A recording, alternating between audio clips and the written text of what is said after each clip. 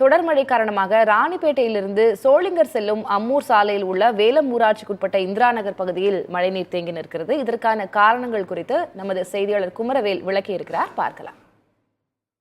ராணிப்பேட்டை மாவட்டத்தில் கடந்த சில மணி நேரங்களுக்கு முன்பில் இருந்தே காற்றுடன் கூடிய கனமழை பெய்து வருகிறது. இதன் காரணமாக மாவட்டத்தின் பல்வேறு பகுதிகளில் ஒரு சில இடங்களில் கனமழையும் ஒரு சில இடங்களில் லேசான சாரல் மழையும் பொழிந்து வருகிறது. இந்த நிலையில பல இடங்களில் தாழ்வான பகுதிகளில் தண்ணி தேங்கி நிற்பதால பொதுமக்கள் அவதிக்குள்ளாகி வராங்க. நாம் இப்ப பார்த்துட்டு இருக்கிறது ராணிப்பேட்டை மாவட்டம் முத்துக்கடை பேருந்து நிலையத்திலிருந்து அம்மூர் வழியாக செல்லக்கூடிய சோளிங்கர் சாலை. இந்த பகுதியில் இருக்கக்கூடிய வேலம் ஊராட்சிக்குட்பட்ட இந்திரா நகர் பகுதியில முறையான கழிவுநீர் கால்வாய் வசதி இல்லாததால இங்க இருக்கக்கூடிய சுமார் 50க்கும் மேற்பட்ட குடியிருப்புகள்ல மழைநீர் தேங்கி நிற்குது.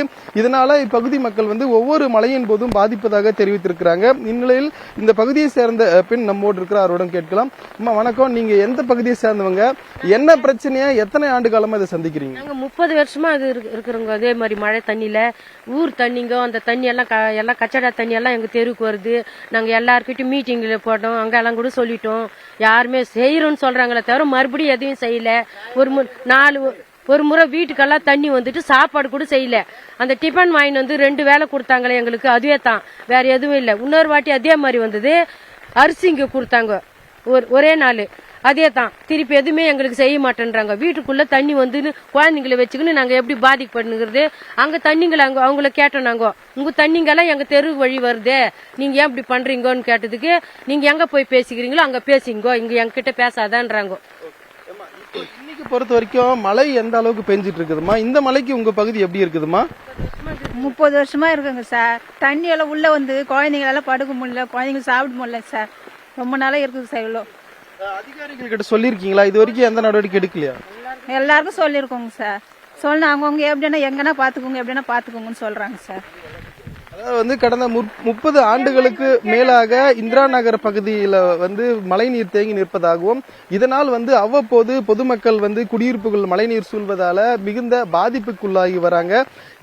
இங்க கழிவுநீர் கால்வாய்கள் கட்டி இருக்கிறாங்க. ஆனா இந்த கழிவுநீர் கால்வாய்கள் முறையாக கட்டி முடிக்கலன்னு சொல்லிட்டோம்.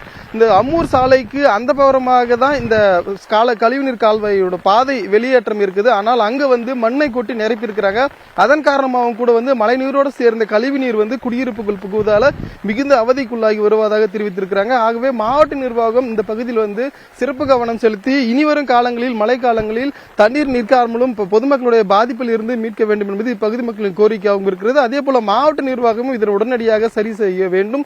இங்கு தேங்கி நிற்கும் மழை நீரையும் கழிவு நீரை அகற்றுவதற்கான முறையான பாதை ஏற்படுத்தி தர வேண்டும். புதிய தலைமுறைக்காக ஒளிப்பதிவாளர் அசோக் குமாருடன் செய்தியாளர் சாக்குமுரவேல்.